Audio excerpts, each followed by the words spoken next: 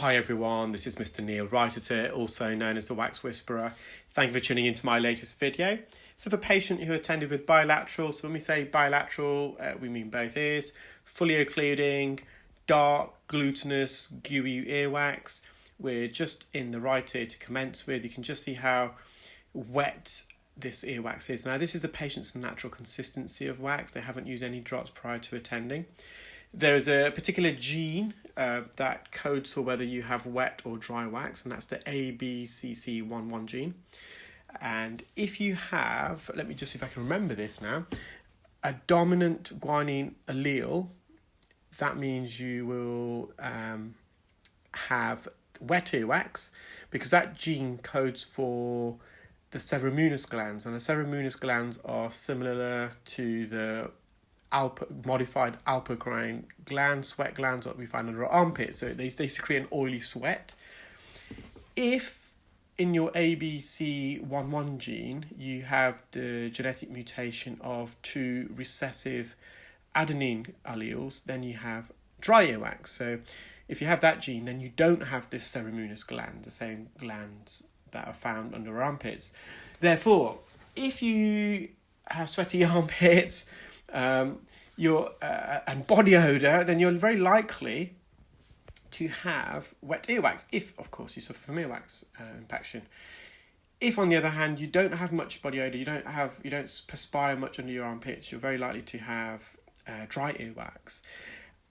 That can all be linked back to your ancestryhood as well. So people who are from more of an African or European descent generally have the wet earwax gene, and if you're from the North Americas or Far East, then typically you will have dry earwax. So just a bit of trivial general knowledge for you. Now, when you've got wax like this, it can be very, very hard to vacuum. Therefore, I have instilled some olive oil earwax spray.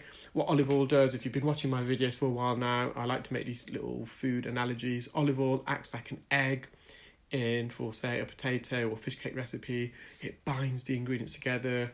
So in this case, the oil's helping to bind this wax together. Therefore, when I'm suctioning it, coming out in larger chunks, which is making the procedure a lot easier. So the earwax is quite dark in colour, so it has oxidised. It has been there for a while. Patient has got quite a prominent second bend. The second bend just to the right, you can see the curvature of the ear canal there. So we access the ear by pulling the pinna, so the cartilage, the satellite dish on the external part, up and back, which straightens the ear canal. Most people's ear canals are slightly inclined by about 30 degrees, so by lifting the pinna up, it's also straightening the ear canal in terms of the horizontal plane. Now, I know some of you think, well, why are you explaining all this? We're not interested, we just want to watch the video. Well, I do have a lot of medical audiological students, and I also run a training course, the Clear Wax training course. So this iClearscope, the device that we are using for this procedure, is something that I've developed. So we manufacture and we sell, we train people on it.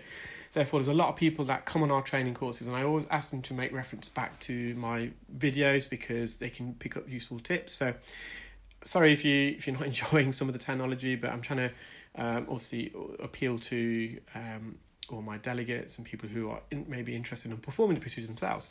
So the occlusion's been removed, just some wet staining wax. Now this wax, as I tell all my Clear Wax delegates, when you get a bit more experience, you've got a steady enough hand to hover over and gently suction this, but this is not gonna, by me removing this as such, it's not really gonna improve the patient's symptoms because it's not blocking the ear. However, if I feel I'm safe in the ear and the patient's really still, and I will, of course, just gently hover over this soft wet wax.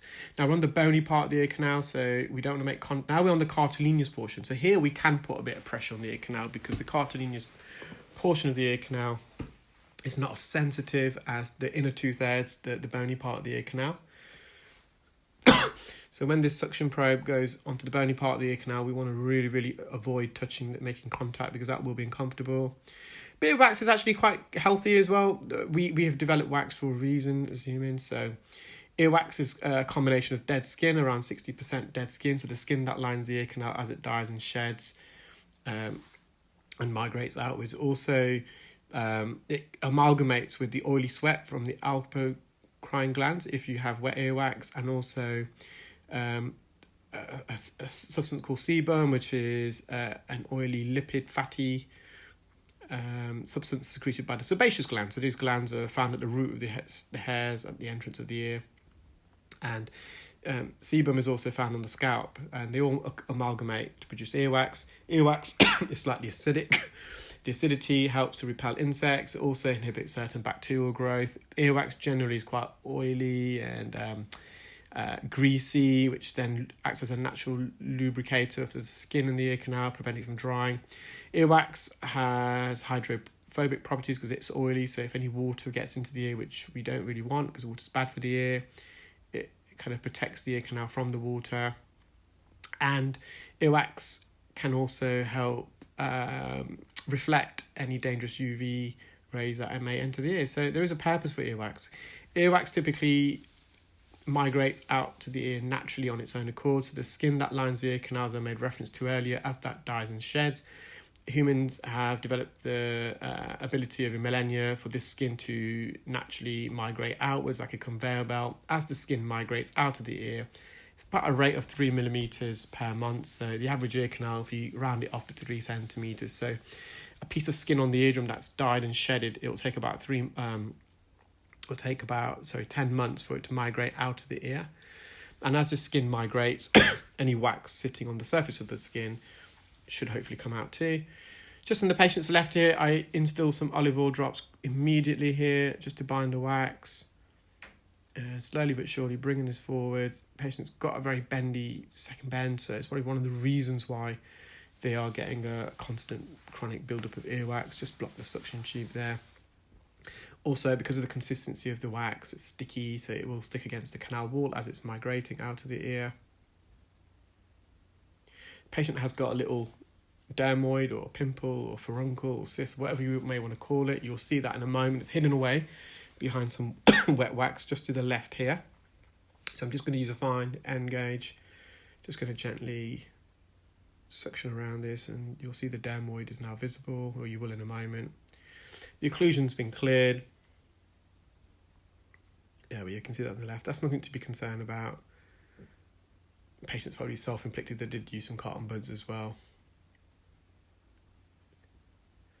You see the eardrum from the distance. Nice healthy eardrum, good light reflex. We're just mopping up now. I know a few of you have been worried about my cough. You can probably hear that. So it's not COVID. I get tested regularly. It's only when I speak. Yesterday I had all but the day off.